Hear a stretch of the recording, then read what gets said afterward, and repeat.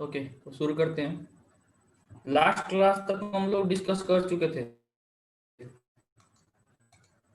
Accuracy precision. Okay, के characteristics में वो है स्टैटिक सेंसिटिविटी। ओके, और सिंपली से सेंसिटिविटी। सेंसिटिविटी होता क्या है? अब देखो, ऐसा समझो, इंस्ट्रूमेंट को अगर तुम इनपुट दे रहे हो तो कितना क्विकली रिस्पॉन्स कर रहा है या फिर कितने कम इनपुट पे ही रिस्पॉन्स कर रहा है। ठीक है, तो बेसिकली ऐसे समझते हैं कि मान लो तुमको कोई चींटी काटता है तो तुम कहते हैं ना कि किसी किसी को गुदगुदी ज्यादा लगता है, किसी किसी को कम लगता है ना। तुम बोलते हो अरे भाई बहुत सेंसिटिविटी है। या फिर कुछ लोग जो होते हैं इतने इमोशनल होते हैं कि तुम कुछ थोड़ा सा कुछ बोल दो तो रोने लगते हैं, तो तुम लोग कहते हैं अरे बहुत सेंसिबल है यार, बहुत सेंसिटिविटी, बहुत सेंसिटिव है। ठीक, तो इसका मतलब ये है कि तुम इनपुट कितना दे रहे हो तब उसका रिस्पॉन्स कैसा रह रहा है ना। कुछ लोगों को बहुत कुछ बोलो तब भी कोई फर्क नहीं पड़ता है ना, इनसेंसिटिव पीपल। ओके, तो यहाँ पे भी उसी का इंस्ट्रूमेंट के साथ भी उसी तरह से तो कुछ रिलेशनशिप है। क्या है कि आप जो है इनपुट में कितना चेंज दीजिएगा तो आउटपुट में आपको कितना चेंज मिलेगा। तो ये जो रिलेशनशिप है ना, यही सेंसिटिविटी को बताता है। जैसे देखो, इसका डेफिनेशन ही कैसे है। It is defined as ratio of change in output to change in input. समझे? ये आउटपुट में कितना चेंज हुआ, अगर हम इनपुट में अगर सर्टेन चेंज कर रहे हैं तो आउटपुट में कितना चेंज हो रहा है, इसी के रेशियो को कहते हैं सेंसिटिविटी। दैट मीन्स कि अगर आप इनपुट को कम रखते हैं तो आउटपुट, इनपुट को कम रखते हैं और आउटपुट आपका बढ़ता है, तो इसका मतलब है कि उस केस में सेंसिटिविटी आपका क्या होगा, ज्यादा होगा। कम इनपुट का अगर आप चेंज दे रहे हैं तब आपको आउटपुट में चेंज ज्यादा मिल रहा है, दैट मीन्स कि सेंसिटिविटी आपका बहुत अच्छा है ना। तो मेरा चाहिए, हमको चाहिए ये इंस्ट्रूमेंट जो भी होते हैं उनका कैरेक्टरिस्टिक में हमें चाहिए कि उनका सेंसिटिविटी अच्छा हो। सेंसिटिविटी अच्छा मीन्स ज्यादा हो। ज्यादा होगा तो क्या होगा कि तुमको ज्यादा करंट की रिक्वायरमेंट नहीं होगी, है ना। ज्यादा करंट या जो भी तुम पैरामीटर मेजर करना चाह रहे हो वो थोड़ा सा चेंज होगा, तुम्हारा इंस्ट्रूमेंट तुरंत डिफ्लेक्शन शो करेगा, है ना। तो ये होता है, ये इसीलिए डिजायर्ड कैरेक्टरिस्टिक होता है। डिजायर्ड मीन्स कि हम चाहते हैं कि मेरे इंस्ट्रूमेंट का कैरेक्टरिस्टिक्स जो है वो अच्छा रहे। ओके, तो अब ऐसा समझो कि अब ये जो है, ये जो सेंसिटिविटी होता है ना, इसका यूनिट डिपेंड करेगा कि इनपुट और आउटपुट क्या है। जैसे मान लो कि आउटपुट तुम्हारा वोल्टेज है, इनपुट करंट है, ऐसा समझ लो, है ना, कि आउटपुट वोल्टेज, तब जाके इसका सेंसिटिविटी इस केस में तुम्हारा हो जाएगा कि ओम में आ जाएगा, है ना। सिमिलरली अगर तुम चलोगे कि आउटपुट अगर डिफ्लेक्शन है, इनपुट तुम्हारा टेम्परेचर है, तो तुम्हारा इसका यूनिट कितना हो जाएगा जी, डेल्टा थीटा। टेम्परेचर को हम लोग क्या करते हैं, सॉरी, डिफ्लेक्शन को हम लोग यहाँ पे रेडियन से शो किए हैं, तो delta theta by delta T. T means temperature. ये डेल्टा यहाँ का मतलब है, डेल्टा के मीन्स होता है चेंज। हम लोग बात किसी कर रहे हैं चेंज, यहाँ सिर्फ आउटपुट इनपुट नहीं है, चेंज होना चाहिए, इनपुट और आउटपुट में चेंज होना चाहिए। ठीक है, तो ये यहाँ पे ये हो गया, तो इसका रेडियन पर डिग्री सेल्सियस यहाँ पे इसका यूनिट हो गया। ठीक है, इसी तरह अलग अलग टाइप के सेंसिटिविटी भी होते हैं, जैसे करंट सेंसिटिविटी होता है, ठीक है, वोल्टेज सेंसिटिविटी होता है, मेगाओम मेगोम सेंसिटिविटी होता है। गैल्वेनोमीटर जब हम लोग पढ़ेंगे ना उसमें आएगा megohm sensitivity, galvan current sensitivity, voltage sensitivity galvanometer का, ये डायरेक्टली टॉपिक में पढ़ना भी है। ठीक है, तो वहां पे हम लोग देखेंगे उस सेंसिटिविटी के, उस सेंसिटिविटी का क्लियर डेफिनेशन, है ना, वो पार्टिकुलर सेंसिटिविटी का। ठीक है, तो फिलहाल के स्टैटिक सेंसिटिविटी का डेफिनेशन ऐसा ही है। तुम यूनिट इस पे डिपेंड करेगा और एग्जांपल के रूप में बता सकते हो इतना। इसके बाद से इनवर्स सेंसिटिविटी भी एक टर्म होता है। ठीक है, इनवर्स सेंसिटिविटी क्या होता है, input by output, change in input divided by change in output, इसको हम लोग इनवर्स सेंसिटिविटी कहते हैं। अब देखो, मान लो यहाँ पे एक रिलेशनशिप है, देखो एक रिलेशनशिप इस तरह से है, इनपुट यहाँ पे है और आउटपुट यहाँ पे। इनपुट को हम लोग एक्स से डिनोट किए हैं, आउटपुट को वाई से डिनोट किए हैं। ठीक है, तो ये जो कैरेक्टरिस्टिक है इन दोनों के बीच में, ब्लैक वाला जो है वो रिलेशनशिप दे रहा है। अब यहाँ से यहाँ का जो पॉइंट है ना, ये बता रहा है, देखो इनपुट में तुम्हारा डेल्टा एक्स में इतना का चेंज हुआ, है ना, इनपुट में डेल्टा एक्स का चेंज हुआ, तो आउटपुट में कॉरेस्पॉन्डिंग चेंज कितना होगा, वो है डेल्टा वाई। तो तुम्हारा सेंसिटिविटी इस केस में क्या हो जाएगा जी, ठीक है, इस केस में तुम्हारा ये तुम इसको कहोगे ना delta Y by delta X, है ना।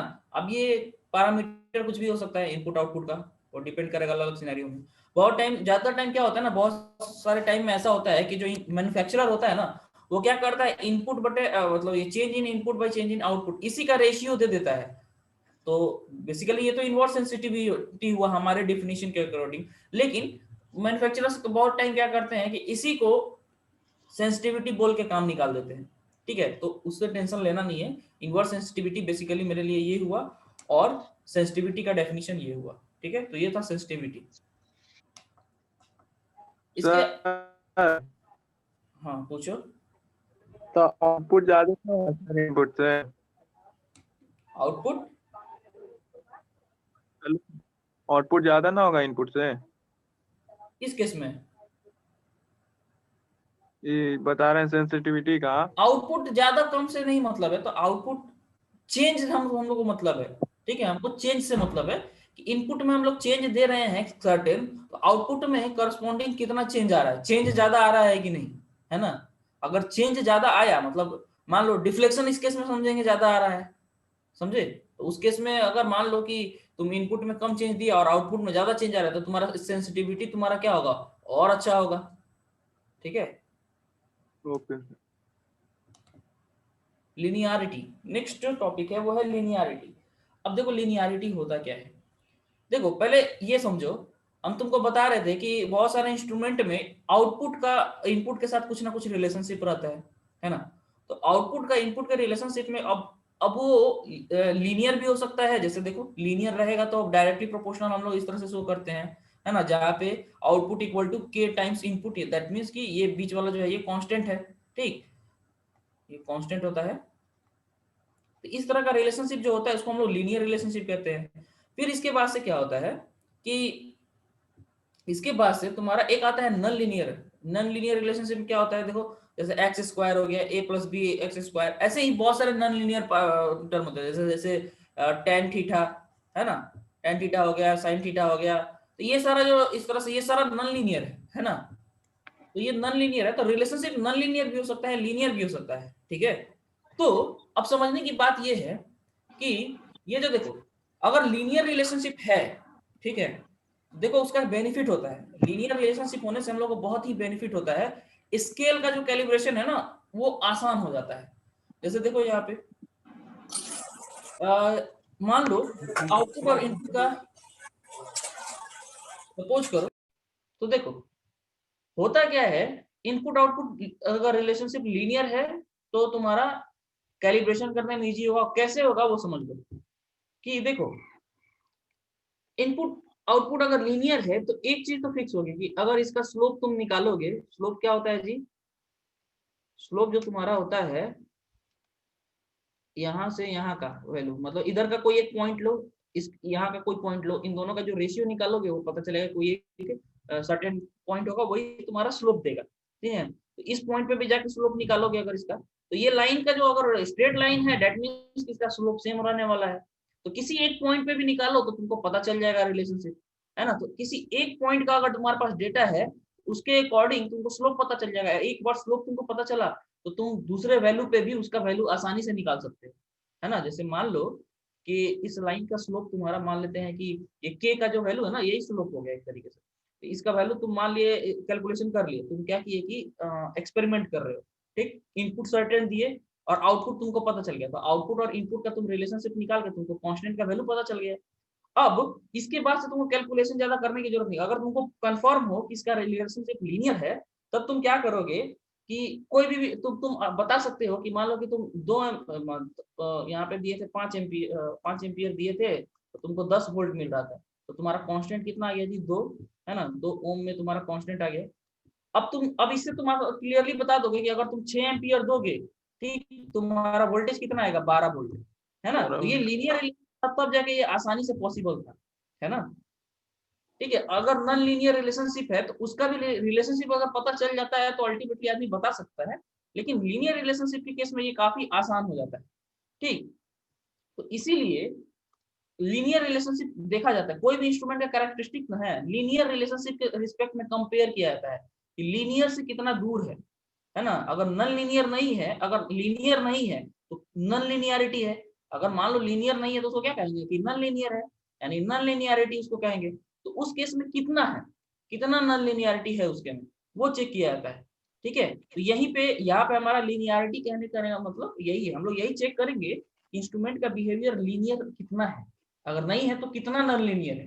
ठीक है, तो चलो ये इतना बेसिक था, इसको कुछ लिखना नहीं है, ये समझने के पॉइंट ऑफ व्यू से था। डेफिनेशन यहाँ पे, ठीक है, लिनियरिटी का जो डेफिनेशन है वो देखो, इसको कहा, हाँ, इस ये जो पीछे वाला लाइन है इसमें समझो, ये जो ब्लैक वाला जो लाइन है ना, इसको हम लोग कहते हैं आइडियलाइज स्ट्रेट लाइन, क्योंकि तुम जो जानते हो लीनियर रिलेशनशिप में एक स्ट्रेट लाइन के थ्रू तुम शो कर सकते हो, इसको आइडियलाइज स्ट्रेट लाइन कहेंगे फॉर लीनियर रिलेशनशिप। इसके अलावा तुम्हारा जो बाकी रिलेशनशिप हो सकता है ये ब्लू वाला नॉन लीनियर हो, थोड़ा इधर उधर वेरिएशन है ना, ठीक है। तो हो सकता है ऐसा भी रिलेशनशिप हो कि कुछ कोई तुम उसका फिक्स्ड मतलब ये नहीं बता सके, फिक्स्ड रिलेशनशिप ना बता सको।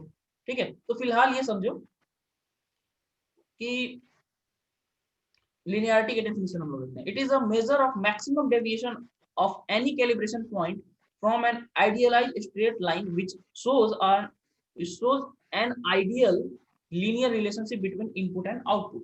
ठीक है, तो ये आइडियलाइज्ड स्ट्रेट लाइन है, वो क्या शो करता है जी, इनपुट और आउटपुट के बीच में लीनियर रिलेशनशिप शो करता है। ठीक है, अब किसी इंस्ट्रूमेंट का कैरेक्टरिस्टिक्स इस तरह से है कि वो इस तरह से वेरिएशन कर रहा है ना, स्ट्रेट लाइन नहीं है, कुछ वेरिएशन है, तो उस किसी तो एक स्ट्रेट लाइन से, आइडियलाइज्ड स्ट्रेट लाइन से कितना वेरिएशन है, मैक्सिमम डेविएशन कितना है ना, तो उसी में डेविएशन को हम लोग क्या कहते हैं, मतलब लिनियरिटी बोलते हैं। ठीक है, उस स्ट्रेट लाइन से कितना डेविएशन, तो इस स्ट्रेट लाइन से डेविएशन जो है ना, हम लोग क्या करते हैं वो मतलब एक मतलब उसको हम लोग एक रेशियो के टर्म में दिखाते हैं। अब देखो क्या क्या क्या करते हैं बेसिकली, कैसे हम तुम लोगों को बताएं, एक्यूरेसी को क्या करते हैं हम लोग इनएक्यूरेसी के टर्म में बता देते हैं, है ना, इंस्ट्रूमेंट आपका कितना एक्यूरेट, इसको जानने के लिए आप जान लीजिए कि पहले इनएक्यूरेट कितना है, तो आप बता दीजिए कि हाँ इतना खराब है तो इतना बढ़िया है।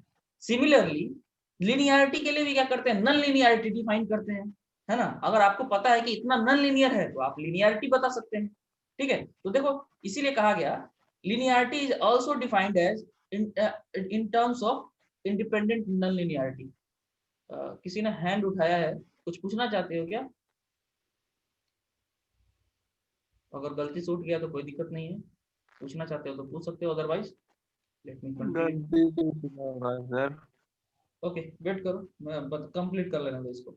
ओके, तो लिनियरिटी इज आल्सो डिफाइंड, हाँ, इंडिपेंडेंट नॉन लिनियरिटी। देखो ये इंडिपेंडेंट नॉन लिनियरिटी क्या होता है पहले ये समझिए। नॉन लिनियरिटी कहा maximum deviation of output from idealised straight line divided by actual reading. ठीक है, तुम मान लो कि कुछ रीडिंग लोगे, है ना, तुम क्या करोगे, सर्टेन 5-6 रीडिंग लिए, ठीक, उसमें से क्या हुआ कि एक बार मतलब सबसे ज्यादा जो मैक्सिमम डेविएशन आएगा, ठीक है, उसमें से क्या करेंगे, उसमें से और एक स्ट्रेट लाइन का जो रिलेशनशिप होगा उसको हटा के और उसका एक्चुअल रीडिंग से जब डिवाइडेशन कर देंगे तब उसको हम लोग डिफाइन करते हैं नॉन लिनियरिटी से। अब जैसे देखो एक प्रीति, तुमको कुछ बोलना है क्या? तुम्हारा हैंड रेज कर रही है बार बार, और नहीं बोलना है तो कोई इशू नहीं है। ओके, यहाँ देखो, जैसे मान लो कि तुम रीडिंग लिए, ऐसा देखो तुम क्या किए कि ये यहाँ से मतलब तुम सर्टेन रीडिंग ले रहे हो, मान लो 101, 102, 103, 104, है ना, ठीक है, 105, इस तरह से करके तुम रीडिंग लेते जाओगे। ठीक है, तो इसका आइडियलाइज स्ट्रेट लाइन कहता है ना कि मतलब ये 102 के आसपास, मतलब 102 के आसपास तुम्हारा स्ट्रेट लाइन बनेगा। ठीक है, मान लो, तो अब क्या होगा, तो मैक्सिमम तुम्हारा डेविएशन कितना हो रहा है इस चेक करेंगे तो ये पता लगेगा 3। एक्चुअल रीडिंग अब इस हर एक केस में निकाल के देखेंगे, जैसे मान लो इस केस में एक्चुअल रीडिंग अगर हम लोग देख रहे हैं तो मैक्सिमम डेविएशन 3 है और एक्चुअल रीडिंग 103 है, तो तुम्हारा नॉन लिनियरिटी तुम्हारा इस तरह से ऐसे डिफाइन हो जाएगा। ठीक है, इस तरह से होगा ये, मतलब एक समझो ना, एक सिंपल एग्जांपल है, ठीक है, उतना टेंशन ना, लेकिन फिर भी इसका ठीक डेफिनेशन इनफ है। ठीक है, तो ये सब बेसिक बेसिक टर्म तुमको डेफिनेशन पूछेगा, वो डेफिनेशन तुमको नॉन लिनियरिटी के टर्म में इसको एक्सप्लेन कर देना है। और भी देखो, इसको सर फुल स्केल रीडिंग के टर्म में भी बताया। हाँ बोलो। सर नॉन लिनियरिटी में वो जो वेरिएशन करता है तो उसके मैक्स बीच की मैक्सिमम वेरी वो जो मिनिमम नहीं हो सकता है। नहीं मैक्सिमम ही लगती है। देखो एरर जब भी कैलकुलेट किया जाता है ना, एरर या फिर इस तरह का चीज, तो मैक्सिमम से लेकर चला जाता है। तुम कंफर्म होना चाहते हो ना कि हाँ भाई इससे ज्यादा नहीं जा रहा है, इसीलिए मैक्सिमम लेके चला जाता है हमेशा। ठीक है, एरर में भी हमेशा पॉसिबिलिटी देखा जाता है कि कहाँ एरर पॉसिबल है, उसी के हिसाब से अपना कैलकुलेशन किया जाता है। तो यहाँ पे भी कितना जाता है सर? हाँ फिर से पूछो, फिर से पूछो ना, तुम्हारा आवाज क्लियर नहीं आया। नहीं पूछोगे तो फिर हमको आगे कंटिन्यू करना पड़ेगा। देखो तो यहाँ पे ये नॉन लिनियरिटी को दो टर्म में बताया गया। एक तो बोला गया एक्चुअल रीडिंग के टर्म में, तो आप क्या कीजिए, मैक्सिमम डेविएशन जो हुआ उतना डिवाइडेड बाई एक्चुअल रीडिंग। उसके बाद से आप उसको दूसरे टर्म में किस में बता सकते हैं, फुल स्केल रीडिंग के टर्म में। ठीक है, तो ये कितना हो जाएगा, maximum deviation divided by full scale deflection. ठीक है, तो ये दो टर्म में तुम नॉन लिनियरिटी को डिफाइन कर सकते हो। और नॉन लिनियरिटी हम लोग क्यों डिफाइन कर रहे हैं, क्योंकि लिनियरिटी को हम लोग नॉन लिनियरिटी के टर्म में बेहतर एक्सप्लेन कर सकते हैं। ठीक है, तो ये इसका डेफिनेशन हो गया। ठीक है, अब जिसको डाउट भी होगा ना तो क्लास के एंड में पूछ लोगे। ठीक है, और इन दोनों में कॉमन डिफरेंस क्या है सर? इन दोनों के बीच में ये हाँ सर, कॉमन डिफरेंस इसमें क्या हो सकता है? डिफरेंस देखो ऐसा नहीं है। एरर हम तुम लोगों को बताए थे ना जी, तो एरर में हम बताए थे कि एक एरर जो होता है वो फुल स्केल डिफ्लेक्शन के रिस्पेक्ट में रहता है ना। और एक एरर जो होता है, जो लिमिटिंग एरर जिसको कहते हैं, वो क्या होता है, एक्चुअल वैल्यू के टर्म में होता है। तो सिमिलरली इसमें भी अलग अलग दो तरीके से डिफाइन कर दिया है। अब जो कैलकुलेशन करने वाला रहता है ना, जो जो मान लो कि कैलिब्रेशन जब कर रहा है, तो वो सब चेक करता है कि इंस्ट्रूमेंट का बिहेवियर कैसा है। यूजर जो है ये सब चेक वगैरह नहीं करता है, लिनियरिटी वगैरह। ठीक है, तो जो मैन्युफैक्चरर है जब वो बना लिया इंस्ट्रूमेंट, उसके बाद से उसका कैरेक्टरिस्टिक का जब रीडिंग करता है ना कैलिब्रेशन के टाइम में, तब ये सारा चीज दिखता है नॉन लिनियरिटी के टर्म में। उसके बाद से वो डिफाइन करके अपने इंस्ट्रूमेंट में बताता है कि मेरा इंस्ट्रूमेंट का बिहेवियर इस तरह से, कुछ ना कुछ वो तुमको मतलब इंस्ट्रूमेंट के साथ वो मैनुअल जो आता है या फिर इंस्ट्रूमेंट का जो डिटेल जहाँ रहता है, ठीक है, वहां पे इसको वो मेंशन करता है। ठीक है, इतना लिनियरिटी है। तो वो मान लो हो सकता है कि वो एक्चुअल रीडिंग के टर्म में बता दिया हो, या फिर हो सकता है फुल स्केल डिफ्लेक्शन के टर्म में वो एक्सप्लेन कर दे, है ना। उसके लिए फुल स्केल डिफ्लेक्शन करना आसान होगा, क्योंकि फुल स्केल डिफ्लेक्शन तो एक फिक्स पॉइंट है। एक्चुअल स्केल का जो डिफ्लेक्शन है वो अलग अलग जगह पे मतलब अलग अलग मेजरमेंट में वो चेंज होगा। ठीक है, तो full scale deflection manufacturer prefer करता है, क्योंकि उसके पास एक पॉइंट फिक्स है कि इतना वैल्यू, जैसे 150 इसका फुल स्केल मान लो वेरिएशन है, तो इतना पे वो इसके टर्म में वो सारा चीज बता देगा, है ना। एक सेकेंड वेट करो जरा।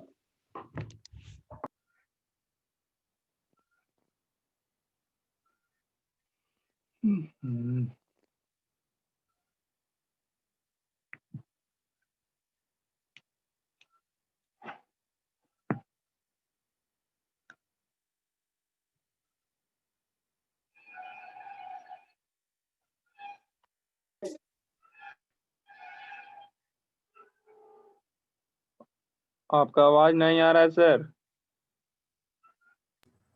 सॉरी, अब आ रहा होगा, है ना। Yes sir. तो देखो, तो मैन्युफैक्चरर ये तुमको स्पेसिफाई करके देता है, तो हो सकता है कि वो फुल स्केल डिफ्लेक्शन के टर्म में स्पेसिफाई करे।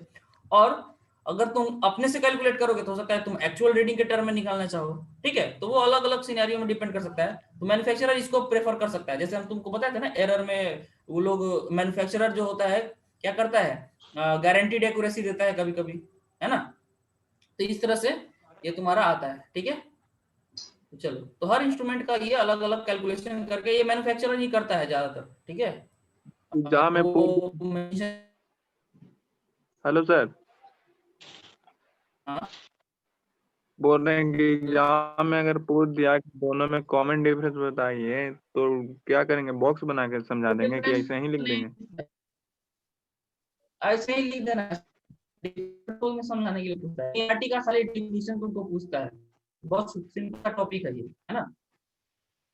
ओके ओके, तो तुम्हारे ऑब्जेक्टिव एग्जाम रहेगा में ना सर सिर्फ? डेफिनेशन पूछेगा, तुम ये डेफिनेशन, हाँ नहीं ऑब्जेक्टिव नहीं, तुम्हारे में ये शॉर्ट शॉर्ट जो शॉर्ट नोट्स टाइप का जो क्वेश्चन पूछता है ना, उसमें ये 4 सब मार्क्स। पूछता है। ठीक है, लिनियरिटी, ठीक है, लिनियरिटी, स्टैटिक सेंसिटिविटी ऐसे करके, है ना।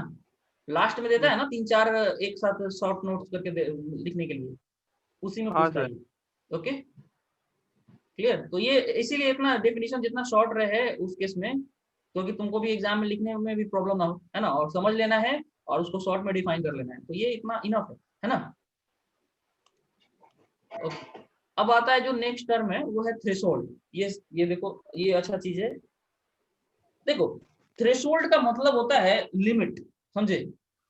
अब लिमिट क्या होता है, देखो गुस्सा दिलाने वाली बात। देखो अगर मान लो कोई कोई लोग होता है ना कि जैसे मान लो तुम गुस्सा दिलाने चलो, अब उसको उकसा रहे हो, है ना, किसी को मान लो तुम उकसा रहे हो गुस्सा दिलाने के लिए, तो कुछ कुछ बोले जा रहे हो उसको, है ना, तो वो धीरे धीरे इरिटेट होगा, लेकिन उसका एक थ्रेशोल्ड आएगा, समझे।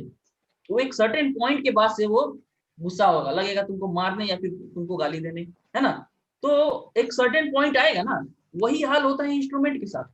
इंस्ट्रूमेंट को जो अगर तुम बहुत स्मॉल अमाउंट ऑफ करंट, मान लो कि करंट मेजरमेंट करना है ना, करंट वोल्टेज बार बार हम एग्जांपल लेते हैं क्योंकि electrical electronics engineer current voltage से ही ज्यादा पाला पड़ता है ना। तो मान लो कि तुम करंट का मेजरमेंट कर रहे हो, तो तुम स्टार्टिंग में बहुत स्मॉल अमाउंट में करंट दे रहे हो, और तुम्हारा ये डिफ्लेक्शन टाइप इंस्ट्रूमेंट है, तो उस पर कोई फर्क ही नहीं पड़ रहा है ना, और तुमको कुछ शो ही नहीं कर रहा है ना। जैसे मान, ठीक है, तो तुम क्या कर रहे हो, जैसे 0.01 करंट दिए तो कोई फर्क नहीं पड़ा, फिर 0.02 ऐसे करके बढ़ा रहे हो, 0.1 पहुंचे तब भी कोई फर्क नहीं पड़ा। तो इंस्ट्रूमेंट का एक सर्टेन मतलब एक थ्रेशोल्ड होता है कि उससे ऊपर का तुम अगर तुम दोगे वैल्यू, तभी जाके वो क्या करेगा, तुमको कुछ ना कुछ डिफ्लेक्शन शो करेगा। अगर उससे नीचे का कुछ भी करंट का वैल्यू तुम दिए या फिर जो भी इनपुट तुम दे रहे हो उससे नीचे दिए, तो तुम्हारा कोई डिफ्लेक्शन शो नहीं होगा, समझ गए। डिफ्लेक्शन कब शो होगा, आप उतना सर्टेन अमाउंट से एबव दीजिएगा तभी जाके आपको डिफ्लेक्शन मिलेगा, है ना। एक बार आप उससे एबव दे दिए, तब उससे कम चेंज रखिए तब भी कोई फर्क नहीं पड़ता है, लेकिन एक बार आपको शुरुआत में उतना देना ही पड़ेगा, है ना। इनर्शिया होता है ना जी शुरुआत में, तो इनर्शिया का वो जो इनर्शिया को ओवरकम करने के लिए शुरुआत में तुमको उतना सर्टेन अमाउंट ऑफ एनर्जी लग जाता है, ठीक, तब जाके वो क्या करता है, वो आगे बढ़ता है, ठीक है। तो वही थ्रेशोल्ड है। देखो it is defined as minimum value of input below which no output can be detected. मतलब वो मिनिमम अमाउंट जिसके नीचे कोई आउटपुट डिटेक्ट नहीं होगा, है ना, उससे ऊपर दोगे तभी जाके तुमको आउटपुट दिखेगा। इसको ऐसा भी डिफाइन किया जाता है थ्रेशोल्ड को, it is the smallest measurable input, है ना, इससे छोटा आप मेजर नहीं कर सकते, है ना। तो ये देखो यहाँ पे ऐसे बताया गया है, मान लो कि ये आमीटर है, 1 2 3 4 5 ऐसे रीडिंग दिया गया है, तो हम छोटा छोटा वैल्यू दिए जा रहे हैं, दिए जा रहे हैं, दिए जा रहे हैं, ठीक। तो एक सर्टेन टाइम के बाद से तुम्हारा क्या होगा कि तुमको ये एब्जॉर्ब हो जाएगा कि हाँ अब ये रीडिंग तुमको दिख जाएगा, है ना। तो ये इतना सारा इसको घुचर पुचर करने की जरूरत नहीं है, पहले का समझाया हुआ है ये, ठीक है, समझ गए। तो तुम अगर रीडिंग दे रहे हो बहुत छोटा अमाउंट दोगे तो नहीं होगा, हो सकता है कि 0.5 से ऊपर अगर तुम दो, है ना, हो सकता है मान लो कि इंस्ट्रूमेंट का जो तुम्हारा इसका थ्रेशोल्ड है 0.5, तो इससे नीचे दोगे, इससे नीचे 0.4 दे रहे हो, 0.3 दे रहे हो, कोई फर्क नहीं पड़ रहा है। लेकिन एक बार जब तुम 0.5 से एबव दे दिए तो तुम्हारा तब वो मतलब वो पहुंच जाएगा 0.5, है ना, लेकिन उससे नीचे दोगे तो वो घूमेगा ही नहीं, ठीक है। तो ये होता है इंस्ट्रूमेंट का थ्रेशोल्ड, ठीक, इतना ही है इसमें, इसमें ज्यादा टेंशन लेना नहीं है। आगे आ जाओ। अब होता है एक डेड टाइम होता है, ठीक। अब डेड टाइम देखो, अब क्या हुआ कि जैसे मान लो इनपुट तुम जो मेजर कर रहे हो, क्या हुआ कि तुम इनपुट में तुम चेंज कर दिए, ठीक, तो आउटपुट जो है सर्टेन टाइम के बाद से ही रिस्पॉन्स करना शुरू कर रहा है ना। जैसे मान लो ये थ्रेशोल्ड ही है, शुरू में तुम दोगे तो कुछ देर तक तो रिस्पॉन्स देगा नहीं, है ना। सिमिलरली तुम अगर इनपुट दे रहे हो किसी भी टाइम पे, तो सर्टेन टाइम के बाद से तुम्हारा आउटपुट में डिफ्लेक्शन शो करता है, तो हम लोग कहते हैं कि वहाँ डेड टाइम है। मतलब कि तुम्हारा इनपुट जो है उतने देर के लिए कोई आउटपुट नहीं देगा, ठीक है। तो देखो it is the time lapse before the instrument begins to response after measure quantity has been changed. जो भी तुमको मेजर टाइम क्वांटिटी करना है, वो जो है इनपुट मान लो वो है, वो चेंज हुआ, उसमें इंक्रीमेंट हुआ, लेकिन आउटपुट में उस तुरंत इंक्रीमेंट नहीं हुआ, तो तुम्हारा क्या हुआ, कुछ डिले हुआ ना, है ना। तो मतलब इनपुट बढ़ता रहा, तुम्हारा आउटपुट में चेंज ही नहीं हुआ, ठीक है। तो कितना देर तक नहीं हुआ उसको डेड टाइम कहेंगे। और आउटपुट में क्या होगा, उतने देर के लिए आउटपुट भी तुम्हारे पास अवेलेबल नहीं रहेगा। तो उस आउटपुट का जो जोन होगा ना, उसको कहेंगे डेड जोन। देखो अगर ये मान लो, ये देखो ये तुम्हारा है,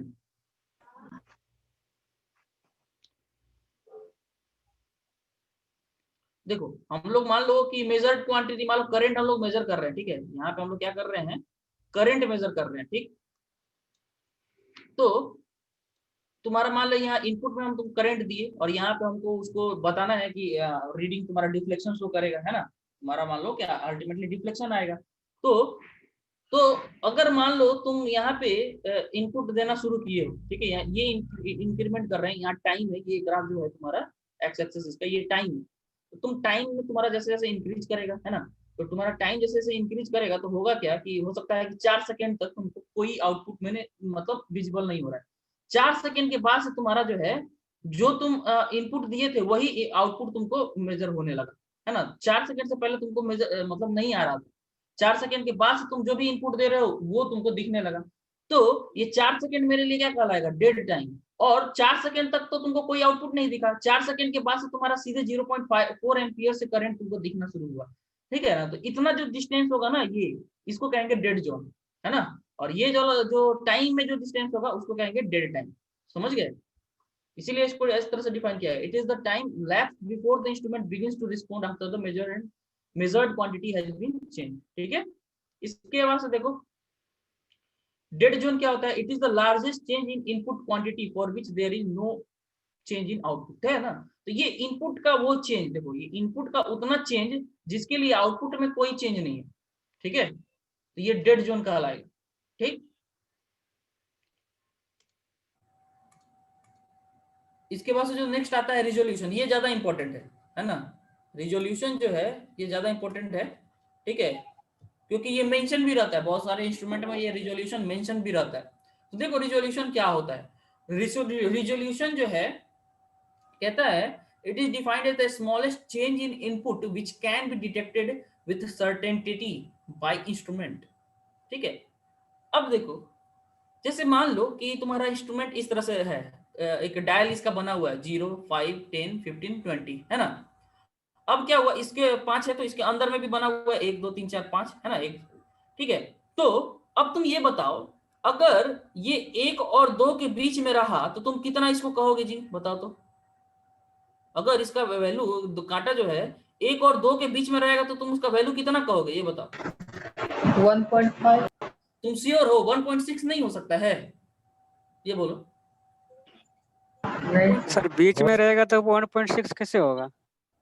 अच्छा ये बताओ, एकदम बीचों बीच तुम एकदम डिसाइड कर लोगे, क्योंकि यहाँ पे तो कुछ मेंशन है नहीं जी, यहाँ पे तो कोई डायल नहीं मेंशन है छोटा सा, तो तुम एकदम से तो डिसाइड नहीं कर पाओगे कि बीचों बीच है कि नहीं। तुमको लगेगा, हो सकता है कि वो थोड़ा सा ज्यादा हो सकता है कि 1.55 हो, तुम कैसे बता सकते हो श्योर, है ना।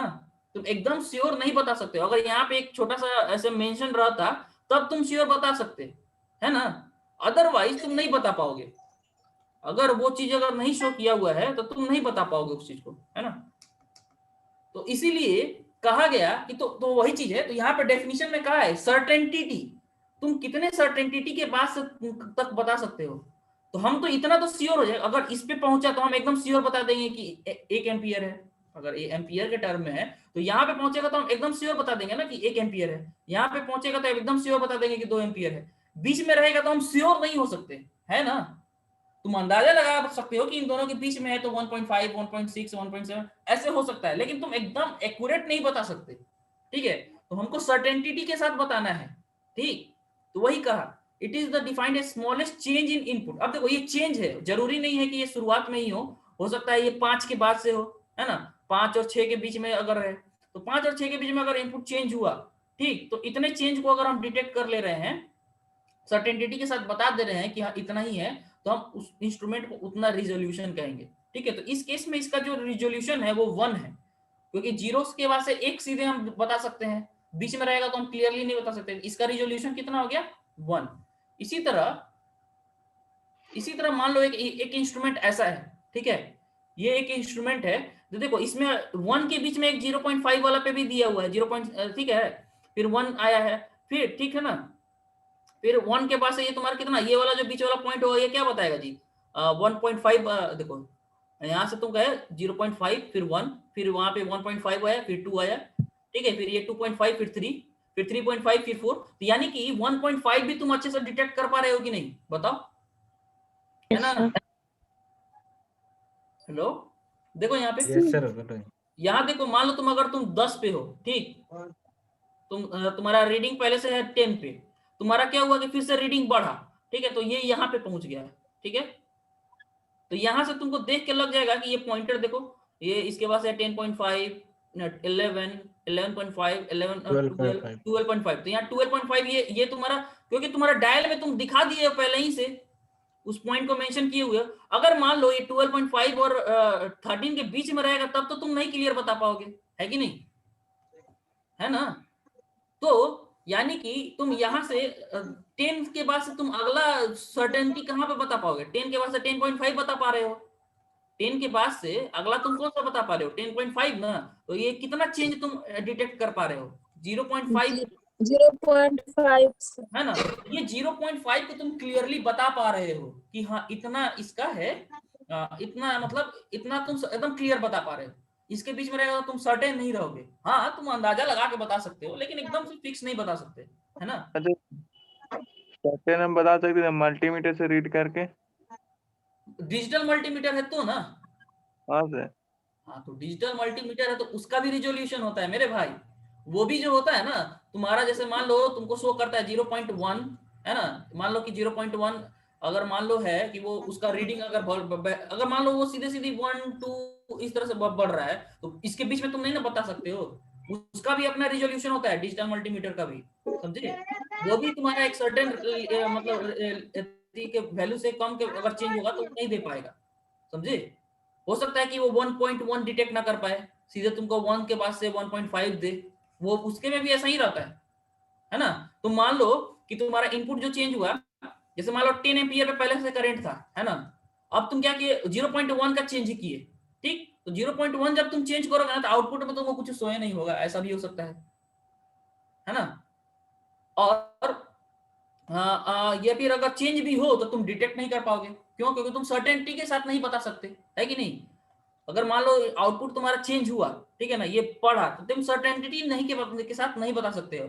और अगर रिजोल्यूशन डिजिटल इंस्ट्रूमेंट का भी अगर उस तरह से रिजोल्यूशन डिफाइंड रहता है, कैलकुलेट भी किया जाता है इवन, तो कैलकुलेशन के बाद तुमको पता चल जाएगा कि अगर इतना से होगा ना तो तब जाके मतलब वो रीडिंग शो ही नहीं करेगा, समझे? तो तुमको नहीं बताएगा, वो पिछले वाले वैल्यू पे ही रहेगा।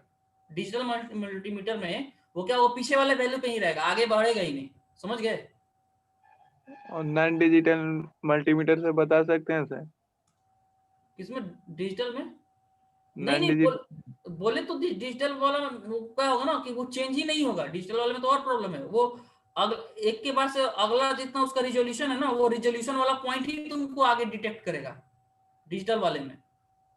डिजिटल वाले में यही लफड़ा है, तुमको बीच में बीचों बीच है, एनालॉग वाले में तुम जो है ना तुम बीचों बीच का बता सकते हो कि हाँ इन दोनों के बीच में है, लेकिन डिजिटल में इसके बाद से सीधे यही आएगा, बीच में क्या है वो नहीं बताएगा, डिजिटल में तो और लफड़ा है, समझे? Okay sir. तुम ही घड़ी देखना, घड़ी जो एनालॉग वाला है ना, मान लो 1 सेकेंड इसके बीच के, तो तुम्हारा सेकेंड वाला सुई देखते हो, इसके बाद से सीधे इसी पे पहुंचता है, बीच में थोड़ी जाता है ना, है कि नहीं बोलो? सेकेंड वाला जो हाँ सुई है वो एक इसके बाद से सीधे इसी पे पहुंचता है, समझे? ओके वो बीच में तो नहीं जाता है, हालांकि मान लो 1 सेकेंड के अंदर में तो होता है ना, 0.5 सेकेंड भी तो होता है जी, तो 0.5 सेकेंड उसको करता है नहीं ना, जब 1 सेकेंड होता है तब जाके वो 1 सेकेंड पे सीधे भागता है, समझे? तो उसका रिजोल्यूशन कितना है? 1 सेकेंड का है, सेकेंड वाली सुई के लिए वो 1 सेकेंड का रिजोल्यूशन है उसका, समझ गए? वो 1 सेकेंड से कम को वो आगे ही नहीं बढ़ रहा है, समझ गए ना? तो इस तरह से हो जाता है इंस्ट्रूमेंट का कि आप उतना चेंज दीजिएगा ना, 1 का दीजिएगा तभी जाके वो आगे बढ़ेगा, ऐसा भी होता है, ठीक है? तो देखो, it is defined a smallest change in input which can be detected with certainty by instrument, ठीक है? अब देखो, अब रिजोल्यूशन और थ्रेशोल्ड दो चीज है जो आपस में मतलब मिलता जुलता है। देखो, रिजोल्यूशन को बोला गया स्मॉलेस्ट मेजरेबल इनपुट चेंज, देखो 10 एम्पियर पे थे तब जाके उसके बाद से चेंज हुआ उसको देख रहे हैं, है ना? लेकिन थ्रेशोल्ड जो होता है हमेशा शुरुआत से बात की जाती है, थ्रेशोल्ड क्या होता है, शुरू में कितना लग रहा है, समझे?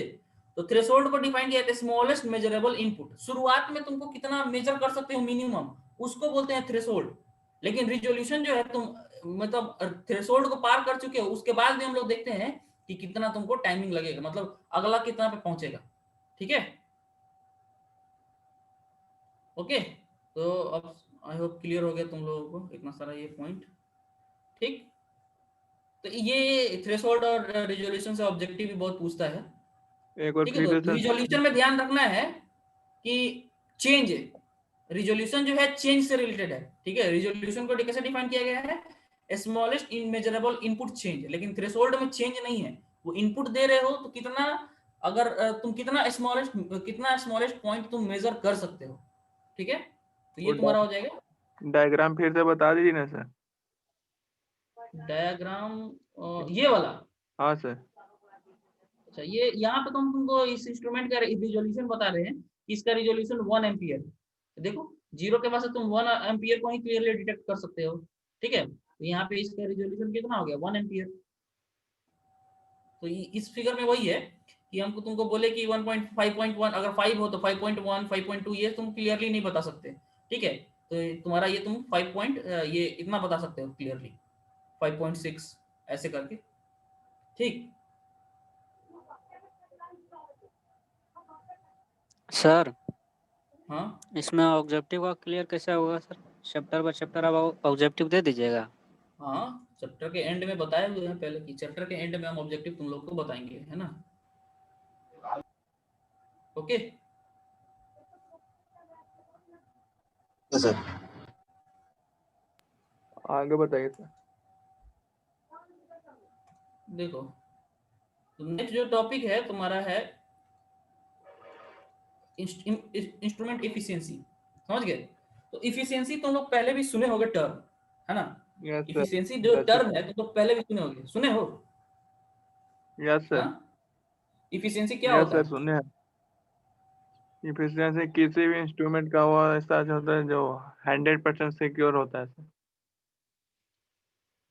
देखो, एफिशिएंसी होता है ये है ना कि अगर आप इनपुट सर्टेन दे रहे हैं तो आउटपुट कितना ले रहे हैं। ठीक है, मान लो तुम पावर दे रहे हो इनपुट में, तो आउटपुट जो इफेक्टिव पावर है वो तुमको कितना अवेलेबल मिल रहा है, क्योंकि हर इंस्ट्रूमेंट में कुछ ना कुछ लॉस होता है। समझे? तो एफिशिएंसी यही चीज बताता है कि लॉस कितना हो रहा है। समझे? तो इनपुट तुम दे रहे हो तो कुछ ना कुछ लॉस हो गया, तो जो बचा वो आउटपुट होगा। तो इन आउटपुट बटा इनपुट ये जो होता है ना, ये एफिशिएंसी डिफाइंड होता है। समझे? आउटपुट बटा इनपुट जो है, आउटपुट पावर या एनर्जी के टर्म में भी कभी कभी दिखाया जाता है। ठीक, तो अब डिपेंड करता है कि तुम आउटपुट ले क्या रहे हो। ठीक है, अब चलो देखो यहाँ पे समझ में आ जाएगा तुमको ये। देखो, it is instrument efficiency, it is defined as ratio of the measured quantity at full scale to the power taken by instrument at full scale, है ना। तुम्हारा जो है, तो मान लो ये जो मेरा मेजरिंग इंस्ट्रूमेंट है, तो आउटपुट इसका क्या है जी, मान लेते हैं कि वोल्ट मीटर। हम लोग एग्जांपल ले रहे हैं यहाँ पे। देखो यहाँ पे हम लोग क्या एग्जांपल ले रहे हैं, वोल्ट मीटर। तो वोल्ट मीटर में आउटपुट क्या होता है बताओ? आउटपुट वोल्टेज होगा, है ना। तो ये वोल्ट मीटर है, मान लो इसका इस तरह से स्केल। ठीक है, मान लेते हैं इसका इस तरह से स्केल है। तो इसका इस स्केल पे तुम जानते हो कि यहाँ पे एक मैक्सिमम होगा वैल्यू, जिससे ज्यादा वो मेजर नहीं कर सकता। इसको हम लोग कहेंगे EFS, यानी कि ई फुल स्केल। ठीक है, इसको हम लोग EFS बोल रहे हैं, फुल स्केल डिफ्लेक्शन। इसका वैल्यू इतना, इसका इतना है। ठीक है, यहाँ मान लो ये 0 से शुरू हो रहा है। ठीक, तो अब देखो, तो इसका डेफिनेशन ऐसा कहा गया है कि it is defined as ratio of measured quantity at full scale. जो तुम क्वांटिटी मेजर करना है ना, उसका फुल स्केल पे वैल्यू कितना होगा, to the power taken by instrument at full scale. अब इतना फुल स्केल डिफ्लेक्शन प्रोड्यूस करने के लिए इनपुट पावर कितना लेगा। अब तुम लोग जानते हो पावर इक्वल टू क्या होता है, power equal to V into I होता है, ये तुम जानते हो। अगर डीसी है, ठीक है, डीसी है तो ये V इंटू आई होता है कि नहीं। ठीक, अगर एसी होता है तो VI cos फाई होता है। ठीक है, ठीक है, ये टर्म आगे गई, ये डीसी के लिए है। ठीक, तो मान लेते हैं हमारे पास वोल्ट मीटर जो है डीसी वोल्ट मीटर है। ठीक, तो तुम्हारा पावर और वोल्टेज का जो है, तो तुम्हारा जो होगा पावर कैसे निकलेगा जी, पावर तुम्हारा V/I से निकल जाएगा। अब सवाल ये आई कैसे निकालोगे, तो आई तुम्हारा V बटा R से निकलेगा, है ना। तो अल्टीमेटली पावर को तुम रिलेशनशिप ये भी बोल सकते हो, power equal to V square बटा R ये भी आ जाता है, समझ गए? ठीक है ना? तो हम लोग फिलहाल ये डीसी वाला ही केस लेके काम चला रहे हैं, इसको हटा देते हैं। एसी में आएगा, एसी के पावर मेजरमेंट के बारे में हम लोग डिटेल तो बहुत बाद में पढ़ने ही वाले हैं। ठीक है, तो ये तुम्हारा हो गया। तो देखो यहाँ पे हम लोग को कैलकुलेट क्या है, मेरा जो इफिशियंसी का फॉर्मूला क्या होगा, देखो इसके हिसाब से मेरा इफिशियंसी जो होगा वो फुल स्केल डिफ्लेक्शन है ना, डिवाइडेड बाई इसके लिए जो पावर लिया गया उसको हम लोग बोल दे PFS। तो ये मेरे लिए ये यही डेफिनेशन इसका हुआ, समझ गए? तो तुम इतना आसानी से एग्जाम्पल में बता सकते हो कि मान लेते हैं कि एक वोल्ट मीटर है जिसके पास मीटर का रेसिस्टेंस अपना कितना है, RM है, उसका फुल स्केल रीडिंग कितना है, EFS है। तो करंट फुल स्केल पे कितना होगा जी, EFS बटा RM, इसमें किसी को डाउट नहीं क्या जी? यहाँ पे बोले ना अभी तुम लोग, करंट जो होगा वो V/R होगा, ठीक है। हाँ तो सर। पावर कंज्यूम कितना होगा, EFS * IFS बटा EFS स्क्वायर बाई RM, जो यहाँ पे लिखे थे वही चीजें यहाँ पे। तो इंस्ट्रूमेंट का एफिशिएंसी क्या होगा जी, efficiency eta is equal to EFS बटा PFS है ना। तो इसको जब तुम दिए तो ये तुम्हारा किसके टर्म में निकला, RM बटा EFS। तो अल्टीमेटली इसको तुम यूनिट क्या हो गया इस केस में, ओम पर वोल्ट है ना, ठीक है। सर एक न्यूमेरिकल करा दीजिए इस पे हाँ करा देते हैं, घबराओ मत, ठीक है। तो ये समझ गए ना, तो ये इसका ये हो गया। अब चलो न्यूमेरिकल तुमको करना है, ये सब हटिए, ये हटा देते हैं। ये करंट का डेफिनेशन है तो तुम लोगों को पता भी होगा, पिछली बार कुछ लोगों को करंट का डेफिनेशन में दिक्कत था।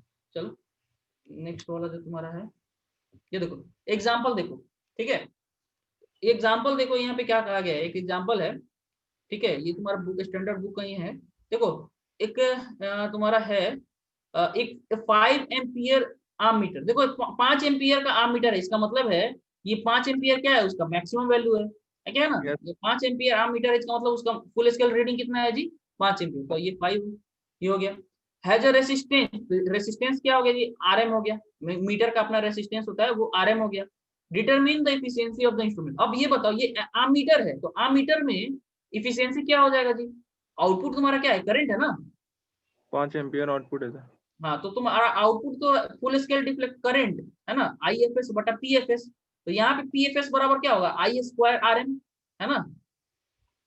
करंट जो पावर होता है ना, ये पावर का फॉर्मूला तुम लोगों को पता रहना चाहिए जी। पावर का फॉर्मूला I² RM लिख सकते हैं या फिर V के टर्म में लिख सकते हैं, ठीक है। तो जब करंट के टर्म में लिखते हैं पावर, तो हम लोग क्या लिखते हैं, I² R। ये तो सबको पता है ना जी, I² R पावर होता है ना। Yes, sir. तो तुम आराम से निकाल लो, कैलकुलेशन कर लो, करंट दिया ही हुआ है, रेसिस्टेंस दिया हुआ है, तो I² R तुम्हारा निकल जाएगा और उसका तुम रेशियो निकाल लो है ना। तो इसका रेशियो अल्टीमेटली आया है 20 एम्पियर पर वाट। तो इसका यूनिट अलग है, देखो आर्म मीटर है तो इसके लिए यूनिट कितना आया, एम्पियर पर वाट। यहाँ पे वोल्ट मीटर था तो तुम्हारे लिए इसके यूनिट ओम पर वोल्ट आ रहा है ना। तो इस तरह ये यूनिट डिपेंड करेगा कि तुम्हारा मीटर क्या रीडिंग है करता है, ठीक है। क्लियर है ना सबको? तो ये तुम्हारा क्या हो गया, इंस्ट्रूमेंट का इफिशियंसी है ना। इसके बाद से जो अगला टॉपिक है वो है तुम्हारा नॉइज। नॉइज क्या होता है, देखो नॉइज का बड़ा सिंपल डेफिनेशन है। सिंपल डेफिनेशन ये जो हम लिखे हुए हैं ना, ये है any unwanted signal at output is termed as noise है ना। कोई भी अनवांटेड आउटपुट हो, ठीक है, अनवांटेड सिग्नल हो, उसको हम लोग क्या कहेंगे, नॉइज। जैसे मान लो कि अगर तुम एक ऑसिलोस्कोप लेके जाते हो, ठीक है, तो इस तरह से मान लो तुम साइनसॉइडल वेव अगर उसको जनरेट करना था, तो हो सकता है कि इसमें इस तरह से वेरिएशन हो जाए। तो ये तुम्हारा जो है, ये वेरिएशन तुम्हारा नॉइज है, ठीक है ना। इसके अलावा क्या होता है ना कि तुम अगर इंस्ट्रूमेंट का रीडिंग ले रहे हो ना, तो उसमें भी नॉइज क्रिएट होते रहता है, ठीक है। तो यही चीज है। इसलिए देखो अब क्या हुआ है, कैसे डिफाइन करेंगे हमको, नॉइज में भी define any signal that does not convey any useful information है ना। अगर तुम्हारा मान लो कि जो सिग्नल है वेरिएशन कर रहा है ना, तो तुम्हारा वो वेरिएशन जो तुम्हारा है वो कुछ मान लो कि सिग्नल तुम्हारा इतना पे रुका हुआ था, सडनली ऐसे बढ़ा फिर वापस आ गया, तो हो सकता है ये नॉइज की वजह से थोड़ा आगे बढ़ गया हो, है ना, पॉइंटर मूव कर गया हो, तो वो तुम्हारा यूजफुल इंफॉर्मेशन तो नहीं है ना। तो इसीलिए कहा कि ऐसा सिग्नल जो तुमको कोई यूजफुल इंफॉर्मेशन नहीं दे रहा है उसको हम लोग नॉइज कहेंगे, है ना। या फिर ऐसा कहो any unwanted signal at output is termed as noise. समझ गए, कोई भी unwanted output.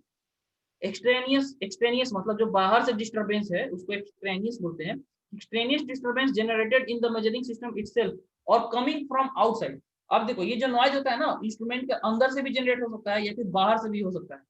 Frequently constitute background against which the signal में बी रीड। हो सकता है कि अगर वो डिपेंड करता है, साउंड है तो साउंड में जो नॉइज आता है वो सुनाई देता है ना।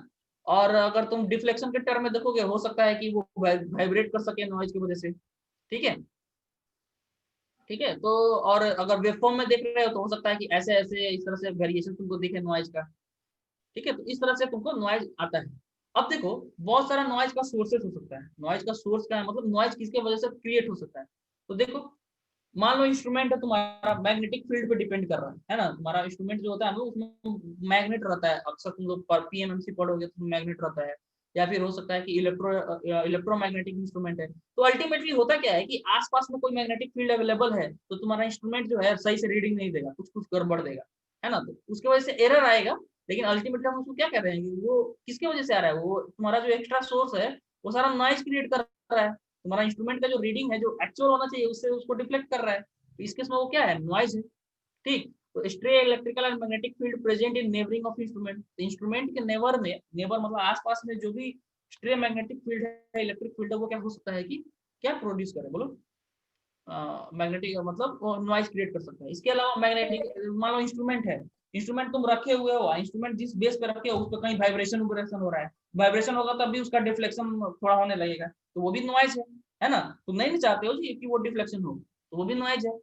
ठीक, इसके बाद से थर्मल नॉइज एक होता है रेसिस्टेंस में। ठीक है, इसका ये फॉर्मूला वगैरह उतना याद नहीं जानना है। ठीक, तुम लोग जो इलेक्ट्रॉनिक्स वाले हैं ना, उनको ये क्या कहते हैं, ये नॉइज एक्चुअली जो सिलेबस में वो इलेक्ट्रॉनिक्स वाले को ही पढ़ना है, इलेक्ट्रिकल वाले को उतना टेंशन लेना नहीं है। और ये नॉइज जो इलेक्ट्रॉनिक्स वाले के लिए कम्युनिकेशन में बड़ा डिटेल से पढ़ना रहता है। जब तुम लोग कम्युनिकेशन पढ़ोगे ना, तो ये नॉइज का बहुत डिटेल से पढ़ोगे, उसमें पढ़ाया जाता है अच्छे से। ठीक है, तो देखो, ठीक है, तो देखो जो रेसिस्टर में क्या होता है, थर्मल मोशन होता है। रेसिस्टर में तुम्हारा जानते हो कि रेसिस्टर में क्या होता है ना, इलेक्ट्रॉन का मोशन जो होता है उसकी वजह से थर्मल मोशन होता है। उसके वजह से क्या होता है, एक इफेक्ट होता है जिससे टेम्परेचर उसका इंक्रीज होता है। ठीक, ये टेम्परेचर का जो इंक्रीमेंट होता है ना, इसी को हम लोग कहते हैं जॉनसन या थर्मल नॉइज। समझे, इसका डिटेल तुम लोग को जानने की अभी जरूरत नहीं है। ठीक, फिलहाल नाम याद रखो कि नॉइज का एक भाई है, एक बेटा है जो थर्मल नॉइज कहलाता है। ठीक है, नॉइज के खानदान का ही है, जो थर्मल नॉइज और जॉनसन नॉइज कहते हैं। इसके अलावा और भी बहुत सारा नॉइज है, थर्मल नॉइज होता है, व्हाइट नॉइज होता है, low frequency noise, high frequency noise. ये सारा नॉइज जो है ना, नॉइज का जो टाइप है वो तुम लोग पढ़ोगे कहाँ, कम्युनिकेशन में। यहाँ उसका टाइप नहीं जानना, उसका डेफिनेशन इतना ही तुम्हारे लिए सफिशियंट था, है ना। तुम अगर मान लो कि छोटा नंबर में पूछ रहा है एकदम शॉर्ट नोट्स में, तुम इतना ही लिख सकते हो। और उसका कॉमन अगर तुमको थोड़ा और बढ़ाना है, इसके लिए यहाँ पे लिखा हुआ है कॉमन सोर्सेस क्या क्या है। ठीक है, ये फॉर्मूला जरूरी नहीं है तुमको लिखना, है ना। लेकिन एक बार तुम्हारा क्या होगा कि एक बार जब तुम लास्ट में जब तुम जान जाओगे, जब तुम कम्युनिकेशन पढ़ लोगे, तो ये फॉर्मूला जो है फ्यूचर में जब तुम कॉम्पिटिटिव लेवल में जाओगे ना, तो ये फॉर्मूला इंपॉर्टेंट रहता है उस लेवल पे। ठीक है, लेकिन अभी एग्जाम पॉइंट ऑफ व्यू से उतना इंपॉर्टेंट नहीं है। ठीक है, आ जाओ। अगला जो होता है, नॉइज में be generated due to vacuum tubes. पहले यूज होता था, ये अब है नहीं। ठीक है, वैक्यूम ये पुराना, इन ओल्डर डेज, इसको लिख देते हैं। ठीक है, वैक्यूम ट्यूब में भी नॉइज जनरेट होता था। ठीक है, तो अब वो यूज होता नहीं है। चलो, तो ये हो गया नॉइज। इसके बाद से जो अगला टॉपिक आएगा, लोडिंग इफेक्ट। तो लोडिंग इफेक्ट हम लोग कल पढ़ेंगे, है ना। आज का जो टॉपिक है वो इतना ही तक रहेगा, लोडिंग इफेक्ट में, क्योंकि टाइम लगने वाला है, समझने वाला चीज है। और ये पूछता भी है, लोडिंग इफेक्ट पढ़ता है, और उसको एक एग्जांपल के साथ एक्सप्लेन कीजिए, ये क्वेश्चन पूछता है। ठीक है, बहुत इंपॉर्टेंट क्वेश्चन है और समझने वाली चीज है। ठीक है, तो इसको हम लोग कल एक्सप्लेन करेंगे, लोडिंग इफेक्ट को। तो कल तुम्हारा इंस्ट्रूमेंट का कैरेक्टरिस्टिक खत्म हो जाएगा, और इलेक्ट्रॉनिक्स वाले के लिए पहला चैप्टर कल खत्म हो जाएगा। और हम लोग दूसरा चैप्टर में घुस भी जाएंगे, इलेक्ट्रिकल वालों का जो दूसरा चैप्टर में ही पहला चैप्टर कंप्लीट होगा। ठीक है सर, आपका यूट्यूब चैनल क्या है सर? वो तुमको लिंक मिल जाएगा यार, सोलो इसी करके राज सर क्रिएट किए हुए हैं, है ना। वहाँ पे तुमको लिंक सर ग्रुप में आते रहता है। तुम अगर नए जुड़े हुए हो तो आज भी सर कुछ ना कुछ वीडियो ये वाला अपलोड कर ही देंगे, तुम लोग को मिल जाएगा वीडियो। ओके सर, इससे